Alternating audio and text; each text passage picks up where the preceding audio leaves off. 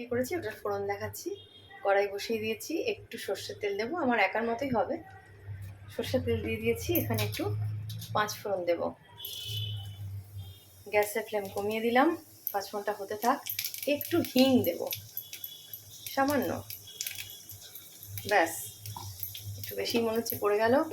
আর এখানে দেখুন ছোট্ট রান্নাঘর আমার, এই রসুন কুচি করে রেখেছি, লঙ্কা কুচি, পেঁয়াজ কুচি, এগুলো সব ঢেলে দেবো। ফার্স্টে দেবো রসুন কুচি,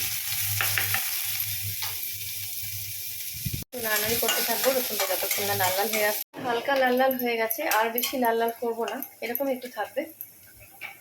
এর মধ্যে পেঁয়াজ আর লঙ্কা কুচিটা দিয়ে দিলাম।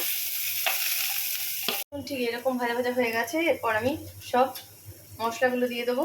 শুকনো মশলা, একটু হলুদ দেবো, হলুদ তো ডালে দেওয়াই আছে। একটু জিরের গুঁড়ো দেবো, এই মশলা 1 চামচ। আর দেবো একটু, ওটা ধনের গুঁড়ো দিলাম, সরি, এবার জিরের গুঁড়ো দিচ্ছি। আর কাশ্মীরি লঙ্কার গুঁড়ো নেই, ফুরিয়ে গেছে। আর এখানে একটু টমেটো সস দেবো, একটু টক টক হবে, আমার কাছে টমেটো নেই, ব্যাস। আমি ডালের একটু জল দিয়ে দিয়ে করবো, তাহলে পেঁয়াজগুলো আরও সফট হয়ে যাবে। জল দিয়ে দিয়ে কষিয়েছিলাম ওই পেঁয়াজটা, তাতে আরও সফট হয়ে গেলো, তাহলে তেলটাও বেশি লাগলো না। ব্যাস, এরকম একটা দেখুন থকথকে ভাব এসে গেছে। এবার আমি এই যে ঝিঙে দেওয়া অরহর ডালটা ঢেলে দিলাম, ব্যাস।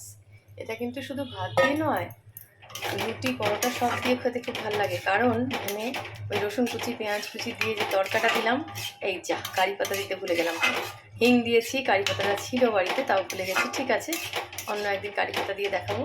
এই থকথকে ভাবটাই থাকবে, ফুটে গেলে আমি নামিয়ে নেবো। এটা কিন্তু সব কিছু দিয়ে খেতে খুব ভালো লাগে, নিশ্চয়ই আপনারাও বানিয়ে থাকেন, আমিও বানিয়ে দেখালাম।